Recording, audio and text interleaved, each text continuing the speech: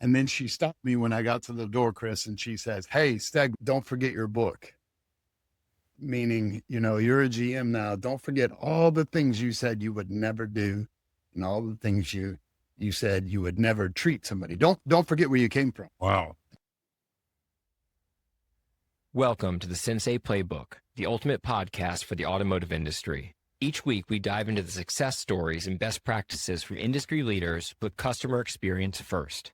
From driving repeat business to earning coveted referrals, discover the tools and tactics that set the best apart. Get ready to hit the road to success. This is the Sensei Playbook.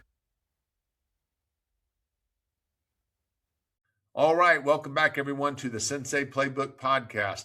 Today's guest is someone who is truly unique in many ways and is genuinely redefining what leadership looks like inside a car dealership. Gregg Stegman is the general manager of Wharton Chevrolet GMC in Ram Country in Wharton, Texas. And if you've seen any of his social media, you'll know he's not your average GM. While a lot of people in his position are posting recruiting ads, manufacturer news, Gregg is celebrating his people, building a culture that you can actually feel and translating that into an exceptional customer experience. Now, I've spent some time going through his social media before this interview, and I have to be honest with you, I still can't figure out if the guy's a cowboy, a rock and roller, a social media influencer, a showman, or just straight up all of the above. And honestly, I think that's exactly the point. So Gregg, welcome to the show, man. Really glad to have you. And Owen, let me add one more title, perhaps the best dressed man to ever appear on the show. My good friend Derek Simons may argue that statement, but I'm going to give you the title. I'll take it. I'll take it. Tell Derek he'll be all right. Do you know Derek? No, I don't, but I can't imagine anybody dresses better than me. You look pretty sharp for yourself, Chris. I've told you that before. Thank you.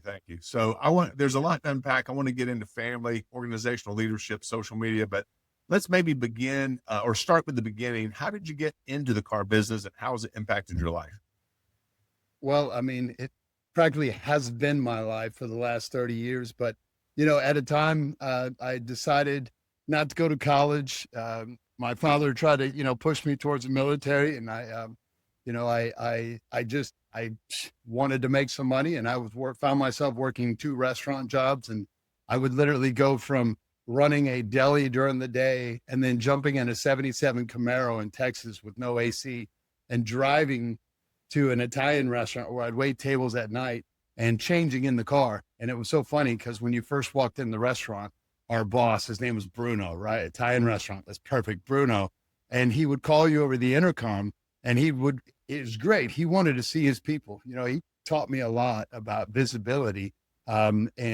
But he wanted to make sure that you were presentable, that you had creased sleeves and you had a creased and starched apron. You had 3 pens and you had $100, worth of change on you. And with me, he'd always, if you were in the building longer than a couple minutes, he paid you, Stegman, come see Bruno. And I'd come see him and he'd look me up and down and I was always prepared, but he knew that I had worked 2 jobs, changed in the car, was driving, just like, he respected the fact that I was working as hard as I did. And then he'd look me up and down and he'd say, okay, go get in the walk-in cooler and I'll see you in a few minutes. And I'd go stand in the walk-in cooler and cool off. But I found myself working 2 jobs and just, barely getting by, had my own place, was 19 years old. And I just, working all day long and I'm like, this can't be it. And I ended up becoming manager of both places. So I think I kind of tapped out or hit my ceiling and I'm like, man, this is bad. Because you're working the hours in the restaurant, but you're not making the money. No. And so I saw an ad one day in the paper and it was, hiring salespeople. And I went to this big Ford store and it was just meant to be because the manager that interviewed me, and I remember him, and he came from the restaurant business and the hospitality business as well. So right away, he told me all the things, I didn't know anything about cars. I didn't know anything about, I couldn't relate to most of the customers at 19 years old. It's not like I own a home, got kids in college, belong to a country club or anything like that. And, but I knew that it was just about making people feel special. It didn't matter at that restaurant where I waited tables, whether it was something they thought they were being unique or, when they ordered something that was off the menu. And And truth be told, everybody ordered the same thing. I mean, it was just, but it was about making them feel special and bringing them something extra. And that's really the two. I was like, man, I don't really need to know all this about car. I mean, I've changed my battery. That's about the extent of my mechanical knowledge. But my father was in the car business. So he was a used car manager. I mean, really one of the last of the Mohicans as far as really honest, of the highest integrity and character. And he, to a flaw. I mean, there was a point in the 80s, 90s where, honesty wasn't always a common trait, especially in the used car side of the variable operations. And so, but I just have the utmost respect for him. I knew he wouldn't want me to start, selling cars. So I actually kept it a secret. I hired on and I waited. I mean, I wish it would have happened sooner, but I think it was about 4 or 5 months in before I made Salesman of the Month. And he owned his little car lot at the time. And I showed up during the day one day on an off day. And I said, I have a gift for you. And I gave him my Salesman of the Month plaque. And I'm a junior. So it was important. And I remember when I got that plaque from the Ford store, they didn't put junior on the end. And I was so upset. And they're like, Gregg, just calm down. They didn't understand what my plan was to give this to him.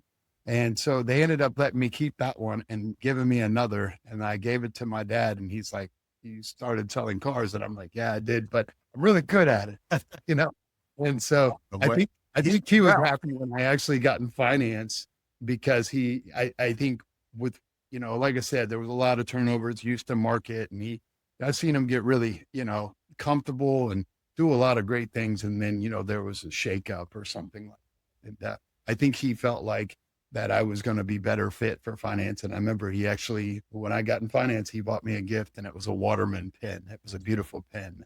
He says, you're in finance now, you're going to need a nice pen. Wow. And so I sold cars for a couple of years, man. I was 20 years old when I started, and which was uncommon back then. Now it's like half the sales force, early 20s, but back then, man, it's I was the only one not old enough to drink, and I think the only guy even close to me was maybe 25, 26 years old.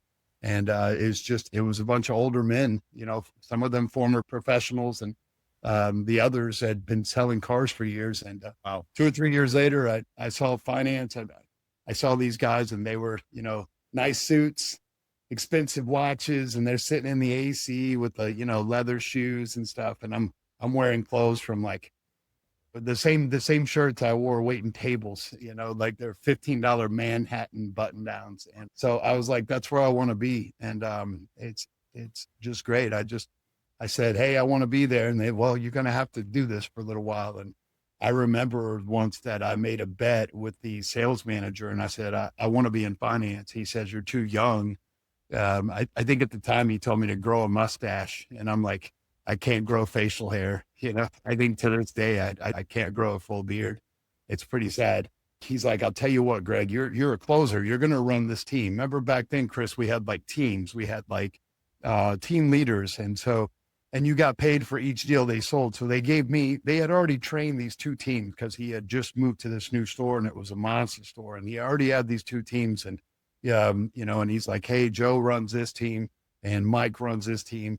And we had some people show up after our training class, Gregg, you're going to get those 7 guys. And I remember I had one guy with a tattoo that said Dallas across his neck. I had another one that worked at Home Depot.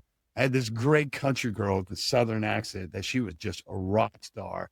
And I took him and I said, guys, y'all go grab a customer and bring him to me. That's it. And he said, you beat Mike and Joe's team for 90 days. I'll put you in finance. And on the 90th day, it was a Saturday. We were in a meeting upstairs, a Saturday morning meeting. And after the meeting, we went down and I got my guys together and I distributed them between the other 2 teams. And I went in the finance office, and my GSM and my GM, they come down there and they're like, Stegman, what the hell are you doing? And I'm like, I'm in finance, man. And one of you guys needs to show me how to work a computer before. And I stayed in finance for like 2 months, not getting nothing but a $2,000 a month draw, because I think he was afraid to tell the platform GM at the Ford store. And I wasn't going to say anything because I was afraid they'd be like, no, you can't do that. Right. And so we had I had moved to a Hyundai Kia location, and we were there a month and a half, and I'm killing it. And I remember my GM says, "Hey, the platform's coming this evening. You need to be out on the floor closing deals." And I said, "Well, we've got a problem because there was only two of us contractors." And I said, "It's Caesar's anniversary. He's going to dinner. He's already left." And he said, "Stegman, you better figure it out." I would take a customer and I would go close him. Back then, we'd get a check, we'd staple it in the folder, we'd take it to the desk with the signed commitment, right? The wood. And I remember then I'd get the manager, in the platform GM was sitting in there. I mean, he never spoke a word to me. I'd go out and I'd grab the customer and I would take them around the other side of the showroom into a finance office, close the blinds and contract them. And after about the second time, I mean, this guy, he was no dummy. He figured it out real quick. And he walks up to me on the showroom floor and he says, "Mr. Stegman?" And I said, "Yes, sir." And he says, "I understand you're in finance now." I said, "Yes, sir. You won't be sorry." And he goes, "I guess I need to get you a pay plan." And I said, "That would be great." And a year later, I'm that guy's finance director, and I worked most of my career with him over the next 20 something years. How old were you at this point? 20, 22, Wow. 23. Wow. That's amazing. So who were some of the people in the business that influenced you in a positive way that helped develop your skills early? Well, I had some great mentors. I mean, growing up, and that's another story. It's like, it's really easy to assume you're self-made when you're never giving anything and you have to work for it.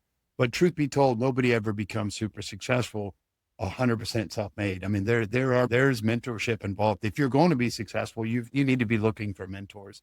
And, and you also need to be, you need to realize when there's somebody that can be a mentor and be open to learning.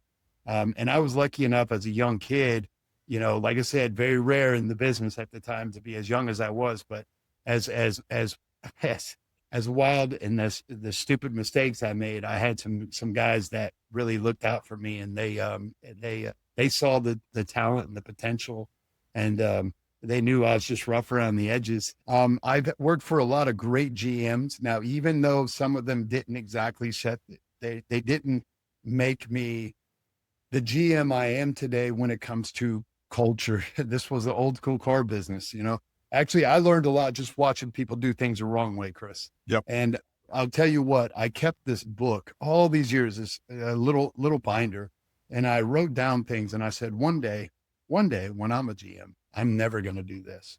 Never going to do this. I'm never going to treat people this way.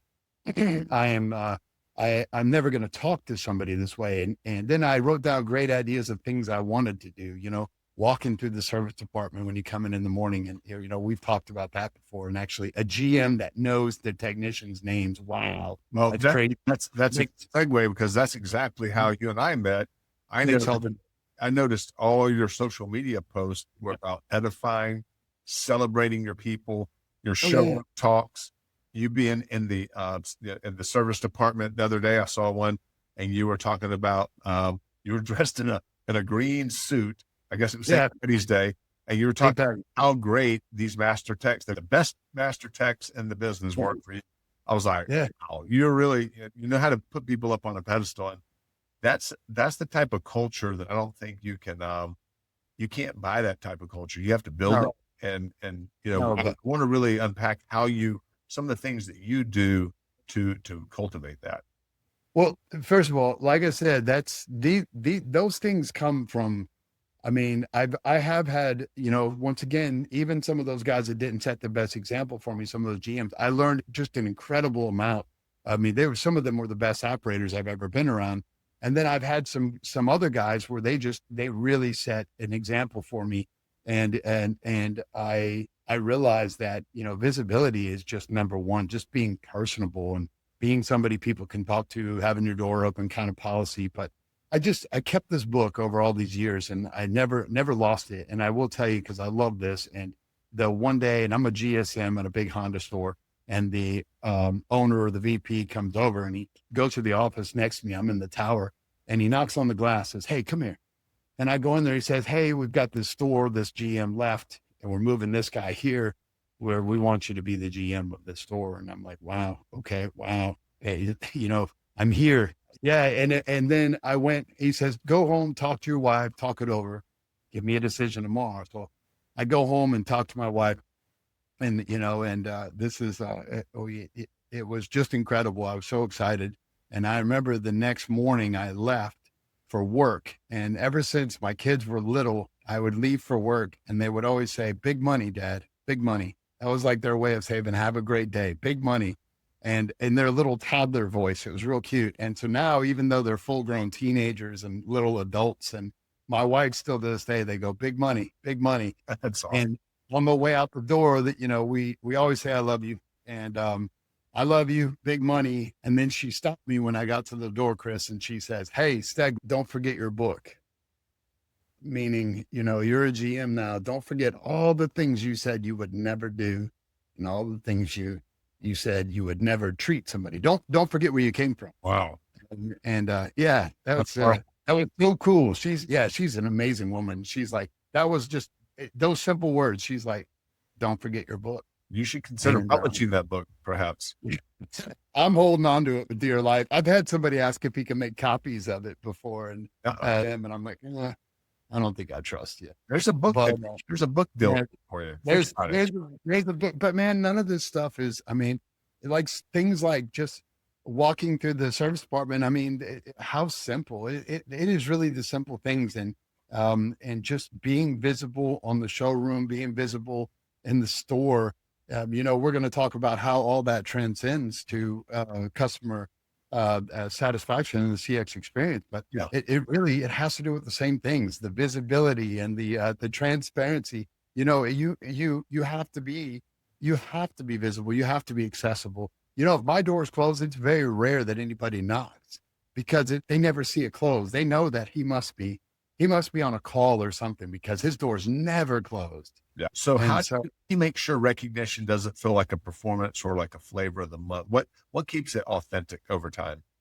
Well, I think, I mean, it's no different than anything else. I mean, if you're going to give, praise to somebody, if you're going to, tell somebody you care about them or this and that, and it's gotta feel authentic in order to make an impact or to have any real value. And once again, it's no different with the customer. You can use the word transparency all you want. It's so cliche, but real transparency. I mean, it's people know it's authentic, and your employees, they know it's authentic, and you have to earn that level of trust with them.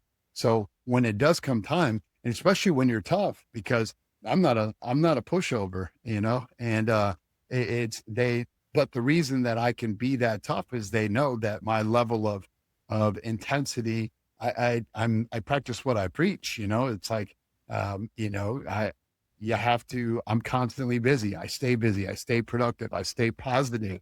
I come in with good energy. I treat the customers the same way I expect them to treat the customers. And I do the social media same way I expect them to do the social media. You have to set an example. And when you do, your people, what you say carries more weight. And so therefore, when you can also hold them to a higher level of accountability because they respect you. They respect the fact that you're not just, you practice what you preach. You can hold them to a higher level of accountability. And when you do, right, praise is it's appreciated. I was coaching somebody. It was a coaching moment with one of my leaders, and he would constantly just like somebody's message. And sometimes I was trying to get a point across or a message across. And I was like, "Hey, I really appreciate you being supportive and encouraging, but you don't like every message." And he was kind of like, what do you mean? I said, "It's not authentic." I said, people need to feel like they earn. If you give that heart, that little emoji to everybody on that chain, nobody feels special. Right. It's like, it's a participation trophy. Right. And so I don't make it impossible for them to receive my affection and my appreciation. In fact, I hand it out a lot. Yeah. But I want them to feel like they really earned it and that it's something special.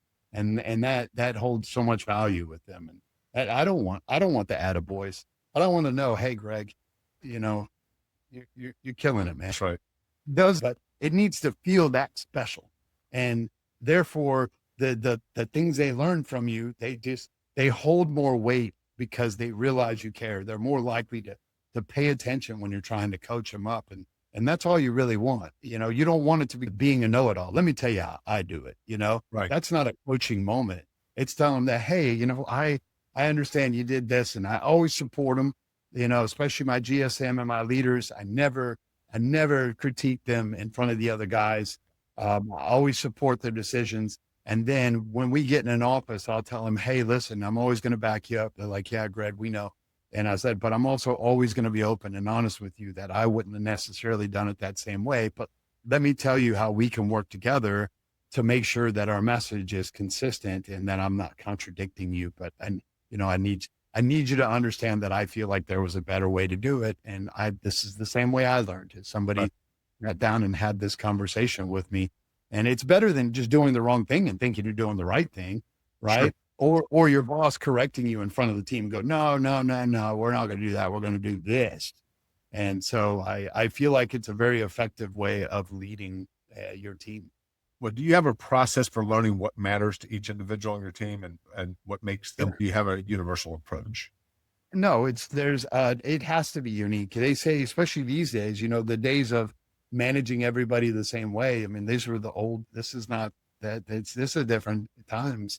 And, I learned from a lot of books and I'm trying to figure out how do I just manage people, differently. I mean, usually it was just, hey, here's how it is black and white. And that's how I was brought up in the car business or at our age, our parents, they didn't have to sell you on how an edict benefited you. It was just, well, why? And their explanation was what?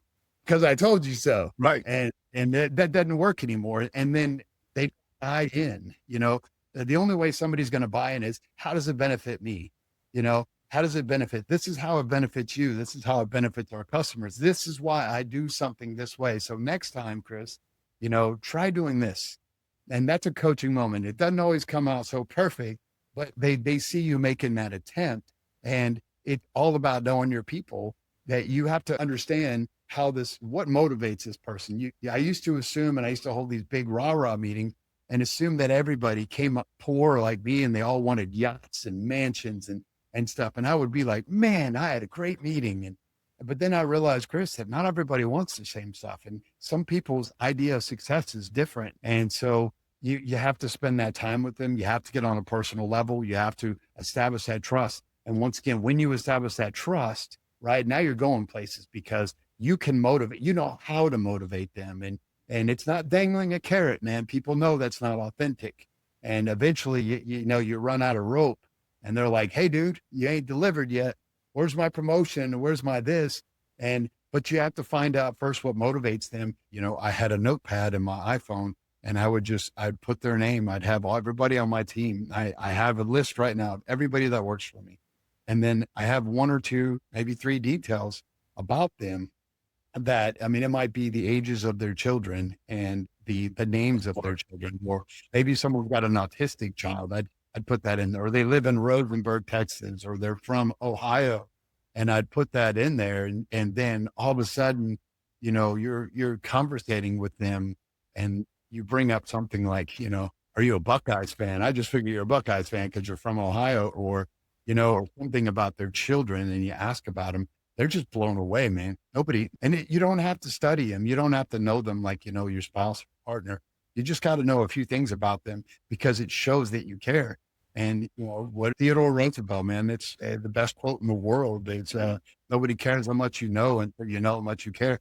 So all of a sudden my relationships were different with my people. We were closer and than ever before. And so when somebody was really having a rough time, whether it be professionally or personally, they would feel comfortable coming to you. Or when you were trying to pick somebody up, didn't just sound like a bunch of, noise. Like they were willing to listen because they knew and they felt like you really cared. And, that's why I love that. So nobody cares how much you know, man, until they know how much you care. I don't need to prove to anybody. In fact, I don't want to be the smartest guy in the room, but people that respect you, you don't have to tell them. They know what you know. I love that. So that's segue. What's the most direct line you can draw between celebrating your people and your dealership's customer experience? Walk me through that connection. Oh man, it's huge. It's huge. The old cliche is that, happy employees make productive employees, but happy employees make for happy customers. If you're going to build sustainable success, I mean, you've got to have just a level of customer service, and that the bar is so much higher today than it's ever been. And it really is. You have to be cognizant of what is the most important thing about running a dealership, and it is customer service. I mean, it's, let's say new cars for a moment. New cars, I mean, everybody knows the new car franchises. It's the price of admission, right? We make our money in used, we make our money in finance, make our money in fixed. New cars is just the price of admission. It's how you get the banks, how you get the product, and everything else. The manufacturer doesn't care how much money you're making in used. They don't care how much you're making in finance, or, they care about your customer service index and your sales efficiency. And so, I mean, even with Stellantis doesn't pay money anymore on our Dodge store. Stellantis doesn't pay anymore for CSI. But guess what? In order to buy more stores, like our dealer group, our dealer group wants to scale. In order to buy more stores, that OEM is going to look at your customer service index. And it starts with your people. Like I said, the happy employees make productive employees, man. It is, especially in stores that require growth. I don't want to say broken. I want to say challenging, because challenges make, the challenging stores that I've had to run have, they're more satisfying, because I know that not everybody could walk in here and just build it from ground up. And then the challenges you face, I mean, I'm light years ahead of these other operators that have never had to build something from the ground up. They've never had to start from scratch, or hire an entire service department.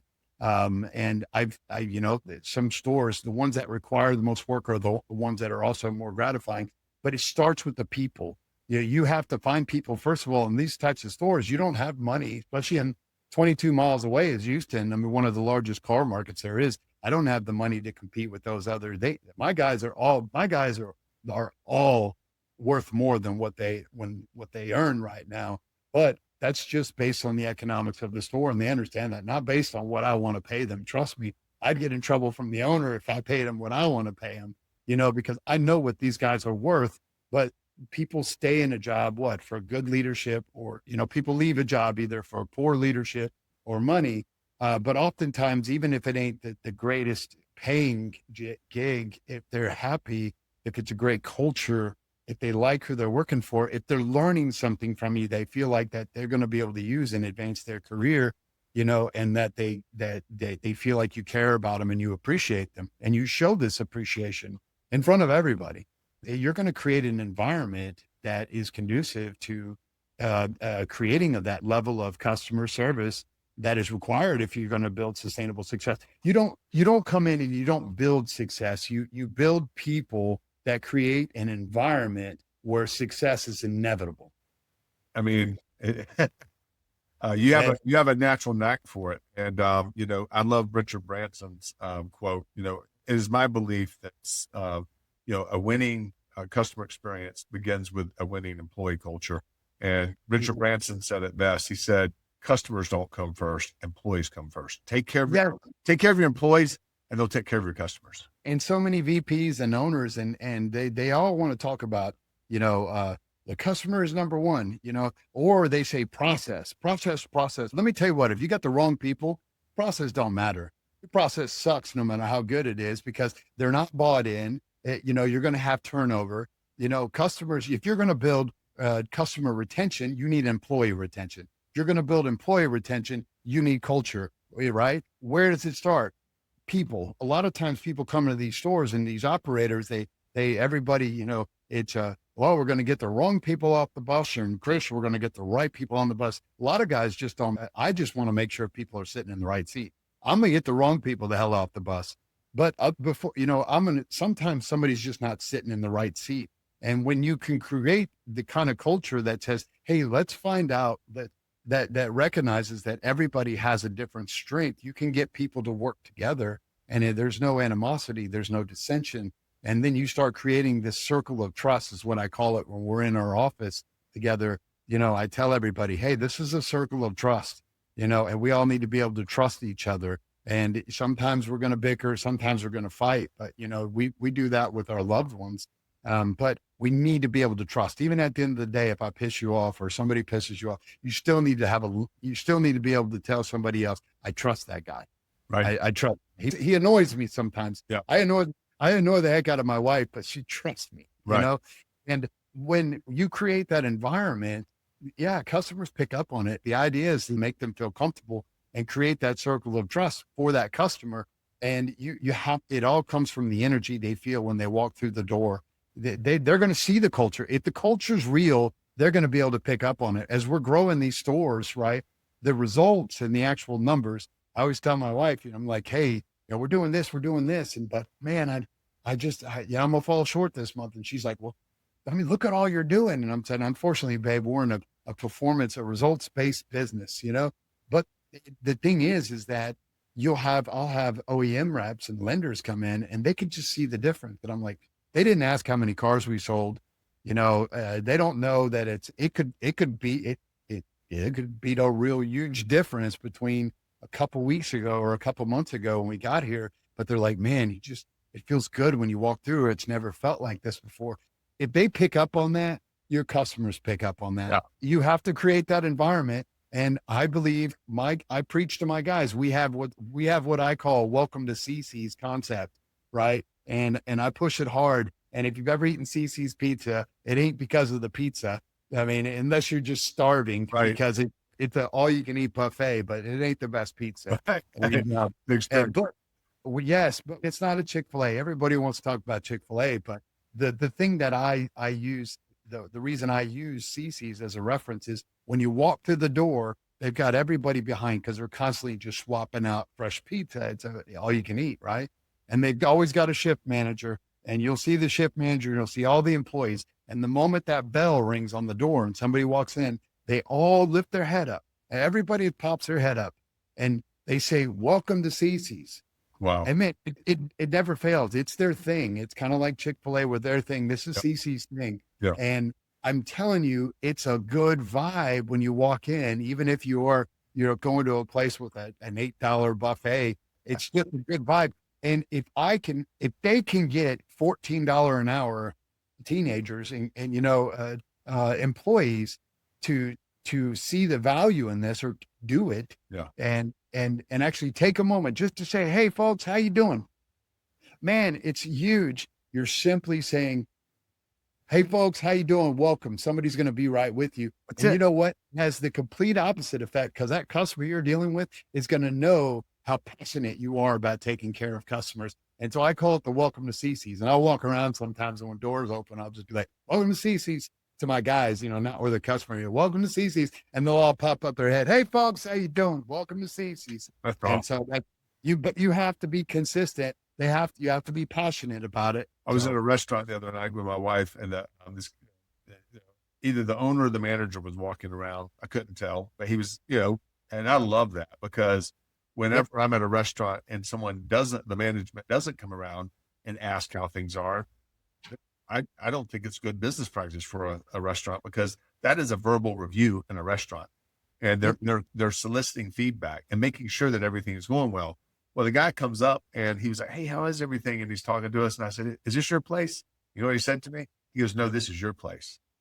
And I was like, and he was the owner. I was like, wow. I was like, that's good. That's good. Yeah, that's good. I think it's a good thing. I mean, it made you feel good. It made me feel good. And Maya Angelou said it best. She said, it's not what you say or what you do, it's how you make people feel. Yep. Powerful, powerful statement. Yeah. Yeah, absolutely. So when things don't go right, like let's say how do you handle when the culture you're building collides with a bad day, say a missed deal, a service complaint, a team member in conflict? What mechanism? How do you handle that? Well, like anything else that's a challenging moment, or even, friction. I mean, there's always going to be, there's confrontation. Anytime you put passionate people in the room, I mean, you're going to have friction. I always hear the deal. Well, it's it's positive to have pushback. And I'm like, I don't know if I'm really bought in on that. I believe that it's good to have people that see the best in you and they challenge you. and they hold you accountable. I love team sports. I'm a big football guy, and my son used to play on this football team, and he's in varsity high school now. But I remember this team, and he had this really huge kid, and of course he's a lineman, right? And just a huge kid, slow as could be. Well, not a great player, but they were young, and my son was tiny, and they had him on the line. And I remember this kid. He even went to church. They went to church together. And they would line up on the line, and this big kid would pick my son up by the back of his pants when he didn't have his stance right, and he would move him, and it was like, and if you ever played team sports, let's say football especially, if somebody got in trouble, right? They'd make everybody hit the fence, go run. And then, the first couple times you're having to do it, like by the second, first and second time, you're like, man, this coach sucks. He's so mean and this and that. But by the third time, you're pissed off at the guy that keeps, I tell my team, I said, hey, you need to hold your team members accountable. Don't call them out. But they know you care when you hold them accountable and go, hey man, I see you're struggling. I saw you get your ass chewed by Gregg earlier. Hey, I was where you were or where you are. And Gregg, I've been there with Gregg before, and let me help you. And that's how you build a team culture, man. You're never going to build sustainable success unless you have a team that bought in on the culture and believes in each other and has that circle of trust it's easy to praise somebody. Sometimes you got to pick them up, man. And, with employees, the greatest, the greatest burden of leadership is just carrying the weight of your employees, not just what they do here at work. I lose sleep at night sometimes worried about somebody, and I know I need to keep people. Like I said, I know I can't pay them all the money in the world, but I worry about them, but they know it's genuine. And like I said, sometimes after a tough day, if it's with an individual, late at night, I'll send them. I'm an insomniac, so I don't send anything to somebody that would disturb them after midnight. And you're not like Donald Trump calls up cabinet members at 2 a.m. No, I'm like a bill collector. Like you can't call earlier than 8. I don't send text messages earlier than 6, and, but usually I don't want them to go, what do we say about our kids and our wives and the process? Don't go to bed mad. I want them going to bed. What's the last thing? What you go to bed and the last thing you say to each other is, I love you. Right. And that's what I say to my employees. When I have to have a difficult situation or a difficult conversation with somebody, and then I'm sensitive anyway. So at nighttime, I'm all worried about, hopefully he understood where I was coming from. It's 10 o'clock at night. That dude's sitting there wide awake because of the day he's had. And all of a sudden you send him this little bit of, hey man, I know I was on you earlier. I believe in you. Right. And it's the only reason that we had this conversation, man. And I just want you to know that I'm not going to quit on you. You're going to quit on yourself before I quit on you, brother. I love you. People laugh sometimes, but sometimes that it's a powerful word, man. A lot of men can't say, like a lot of men can't express themselves the way you do. Where does that come from? Well, I think that comes from my dad, because my dad was, the 14 brothers and sisters, and they were all first generation German. And so my grandparents, 14 kids. I mean, my grandpa worked up until the day he died, and he didn't have a lot of time to share his affection with his children. He was worried about putting food on the table, man. So he didn't get to go generation. That generation just didn't do it. No, not at all. And he never went to my dad's ball games and this and that. And my dad told me the story before he passed. And so it was many years later that we were back home, or my father was back home in Kansas with his siblings and my grandmother. My grandmother pulled him aside, right? And like, my grandfather never said, I love you one day in his life to my dad. And she pulled him into the back room, and she reached underneath the couch and she pulled out a lunch pail, and she opened up the lunch pail and she said, do you remember when you would come home from ball games and your father would make you a sandwich, or he'd give you a sandwich at the table, and he'd ask you all about your game and your practice? And Dad goes, yeah. She goes, that was his lunch for 18 years. And so it's like, you know, Wow. he wanted him to eat more. Yeah. So he could be bigger and stronger. Wow. So he could play ball professionally. My dad played in, the minor leagues. Wow. And she opened up this lunch pail and it was clippings, newspaper clippings of my father when he had a good game and from the high school and stuff. So he was showing these to the guys at Wow. work. So he never used the words, but my dad was, a gentle giant, but a gigantic man, had 4 arms like this. He was Wow. scary. All my friends would say, your dad's scary. But let me tell you what, he was very tough on me. He was an old school car guy where back in the day when he used to throw the computers, around and yell and scream. Yeah. So he, but it did not matter what happened, what transpired that day. If I got in trouble, if I had a bad grade, my dad would always kiss me on the mouth and say, I love you. Wow. And I've told this story to my son, and now my son, you've seen him. He's this, huge football player, and he's almost taller than me. He's 15. Sophomore playing varsity. He's sophomore playing varsity. Texas, He's a good kid. He's a good kid. He's a tough kid. But let me tell you what, no matter how cool he is, right?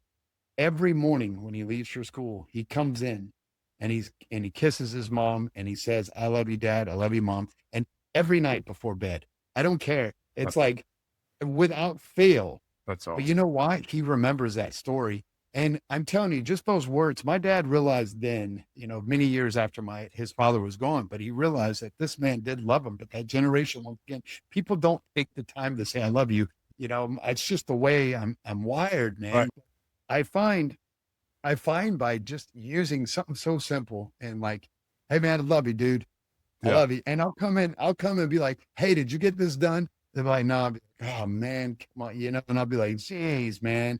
And or I'll rip somebody a little bit and razz them, but I'll say, hey, I love you. Or I'll say something really smart ass, Right. real smart ass. Yeah. And then they'll shake their head and everybody around them will kind of laugh a little bit. And I'll walk off and go, love you, man. And telling you, man, it has worked for me. And you have to find your little niche. You have to find your niche, or it has to be your style, but a way to communicate to your people that even when your expectations are high, even when we're not up to par, when we're not performing, or when it is a difficult conversation, you need to be able to have that conversation because it is important to growth, right? But you need to be able to have it in a way that they are going to receive your message and they're going to walk out of there and knowing that you still love them. And when you build that kind of relationship and that level of trust with your employees, man, you can expect a lot more out of it. People are like, oh, I get them to do this. I build a relationship. That's right. I had leaders come all the time. They go, man, I can't get them to do this. And I've already told them, well, that's just it. You're trying to tell him, build a connection. I think you call it the circle of trust, right? That circle of trust, man. Yeah, that's beautiful.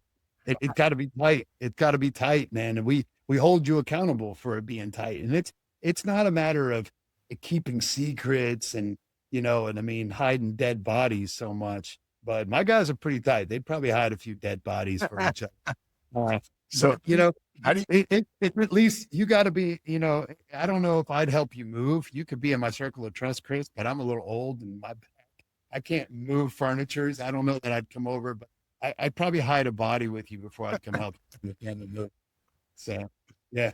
Well, that's reassuring to know because I don't ask friends to help me move, and we shouldn't be in our age. Yeah. How does your positive employee culture translate over to your customer experience? Specifically, like how do you communicate that? Because I know you're doing an incredible job in the store, but how are you communicating that on social media?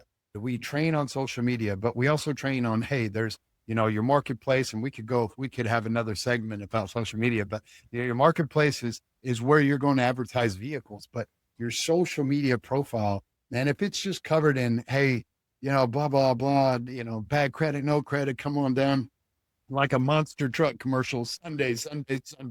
Yeah. And it's covered in ads, man. It's people scroll right past that. The turnoff. And so, yes. And I have people that come in the business, and part of my hiring process is I go look them up and I teach, hey, this is how they do it. My son, the recruiters are already talking to him and saying, guys, these recruiters at these colleges are going to look at your social media, and they teach these kids, be real careful about what you put on there, but they also teach them how to build their profile. So my son, he has his, right when you look at his subject line and his Instagram and his Twitter, believe it or not, is what they say college recruiters, because all the coaches and athletes are on. But in the subject line, it says, third baseman, outfielder, outside linebacker, max bench press, max this. Wow. And then he has, we built a profile based on his sports highlights and the community service work that he does with me, because man, it's got to be personal. It can't just be sports with him, because how many kids they drop, or how many guys drop in the draft because of personal character issues? How many times have kids lost scholarships because of personal character issues?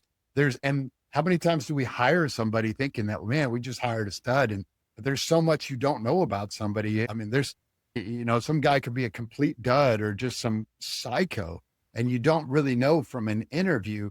And social media is, at least if you're looking for the right things, it's going to tell you a lot about somebody. And so I preach that these guys, I'll have new guys that go, hey, I have a profile, but I want to go create a new profile just about selling cars. And I'm like, well, don't. They're like, why?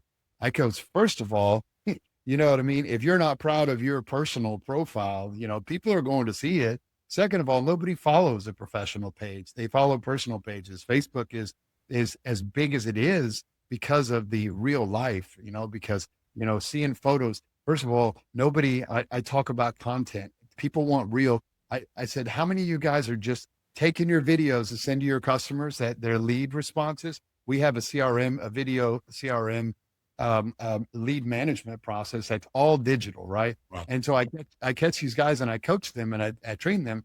But the thing is people want to see a person. You need to be in the video, at least an intro. In your post, it needs to have a person. People want real life. There's a lot of dealers that they don't want their salespeople to build their brand, because they think, oh, when he leaves, he's going to, you know what? That's another way that you establish trust and a connection with them, because I'm like, dude, this ain't going to be the last place you work, but I want them to build their brands. They're going to take that. I tell them you're going to take this with you forever. So build your brand. And I teach them, build your brand and build the store's brand.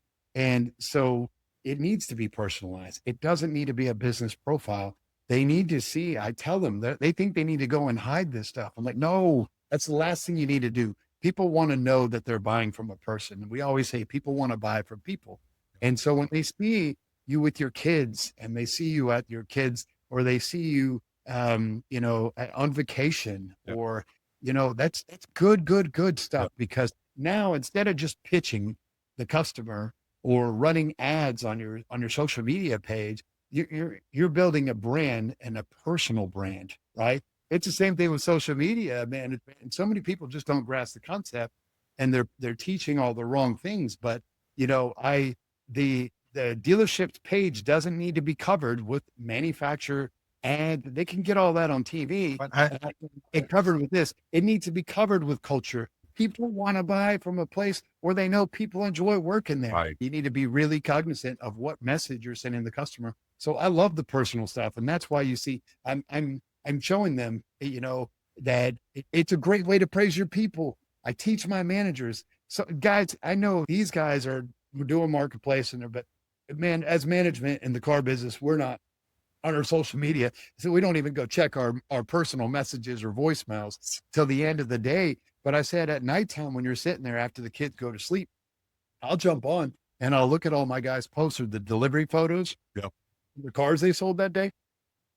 Not only am I liking it to help their algorithm, right, and increase their digital exposure, but that's a great time to praise. I'm going to share a story that might get me in trouble, but last week a dealer client called me, and he wasn't happy about a funny meme that we put on his social media page. And we believe in entertainment. In fact, our content posting plan is 3-2-1. For every promotional post, there's 2 educational or branding for specifically the brand, or car care, and then the car related. And then the third one is entertainment. And entertainment can be anything. And this didn't come from me. This was taught to me by a gentleman named Tim Barnett. I asked you about him today. He's a mentor of mine in the car business. And Years ago, he's on Facebook every time I go into the dealership. And I'm like, what's he doing playing on Facebook at the sales Yeah. tower? He had 40,000 fans in 2014, 40,000 for the dealership, but he was throwing out entertainment, and he was like amassing this huge following. And he goes, listen, Chris, people don't go to social media to be sold. They go to be entertained and educated. He goes, you better be entertaining them. So that's always been part of our posting philosophy. So the dealer client calls me and he goes, why is I take that thing off? It's silly. And I said, well, you don't want any entertainment? I mean, that's part of our posting strategy. He goes, I'm not in the entertainment business. I said, okay, from now on, we'll just push your manufacturer branding out. So really who you're only talking to and communicating to in that circumstance is your brand ambassadors, the people who are truly in love with your brand. And that's it. Yep. You're isolating yourself to a very narrow market on social media. Okay. That's what you want. A great book that I recommend. I read a lot of Gary V, and I've learned a lot of I learned a lot of social media reading this and crushing it. And then the one I'm working on right now, which is very, very, very along the lines of what you're talking about, is called Jab, Jab, Right Hook. The jab, jab, right hook is a lot of times these dealers just want to go immediately for the right hook. And you know what? You're gonna run people off. They're not gonna follow your page, man. Nope. And I tell them all the time, everybody wants to go, and the dealerships want to promote the dealership page. Look, do you know, out of all those followers, do you know who those followers are? Employees, former employees, and all your accounting department and everybody else. You have to know what content works on different platforms. And what you just said is you want the largest funnel of audience. I did some research, and if you look at the demographics of Instagram, and it's the only platform that's predominantly female. I mean, Instagram's like your early 20s to your 30s. Snapchat's is your kids. They can't buy nothing, right? Yeah. Snapchat's right here. TikTok's here. Well, if this is the platform, right, and it has the widest range of age group, race, creed, color, location, everything there is. That's my greatest audience. Who do I want to go after? I want to go after my greatest audience. And then when you start just posting a bunch of nonsense or a bunch of sales, it runs them off, man. And you're running them off. They're going to bounce off. They're going to bounce off your page like they bounce off a website if there isn't something engaging. That's how you want to treat your social media. And it needs the entertainment because it needs to have that, warm and fuzz, or it needs to make me laugh, make it interesting. Right. It needs to have the social engagement and connection of family, real people, because people, I mean, that's what personalizes you, your page, yes, and your brand. 100%. And it's the jab. Jab. Then you go for the right hook. Yeah. Not the other way around. It's really, and the other thing that he told me was, it really is an opportunity to get closer to your customer. And that's the key. When you get closer to your customer, you're going to get into their networks, because when they share your entertaining content, guess who sees it? Their friends and family. Do you think they share that promotional post that sells, that sell for post? No.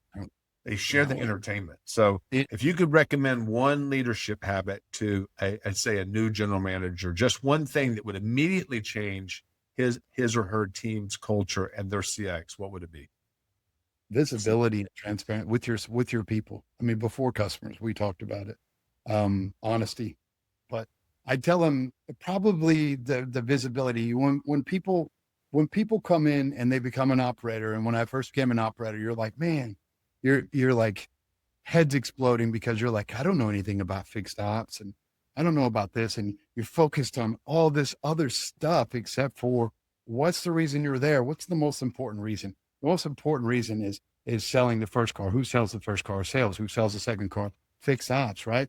If somebody told me once, he goes, you'll learn all that fixed ops stuff as you go. Get good people you can learn from, Gregg, and that's part of that, that's part of being secure in yourself and establishing a relationship where I don't have to treat somebody like, hey, dude, I'm hiring you. You're supposed to be the expert.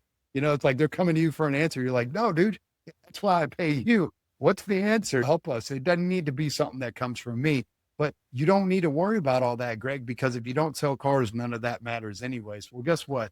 if you don't take care of customers, and and you don't sell cars, and you don't take care without your people, if you can't recruit, man, you're done. Yeah. And well, I tell them right away, because what do people do? They come in and right away they forget where they come from. They start treating people, like they go, man, if you want to really get on these guys' level, and you have to grasp the mindset that the people are the most important ingredient. And so what can you immediately do to make an impact as a new GM? It isn't fixed ops, and it is strictly, how do I make a connection with the team? How do I earn their trust? Right? How do I build a team around them? Because usually, if there's a new GM, obviously there's some growth needed, or there's some restructuring, right? And most of the time, the most important thing is the proper staffing levels. You got to have a great process. You got to have, a tech efficiency in the shop, but proper staffing levels. And that goes across the board.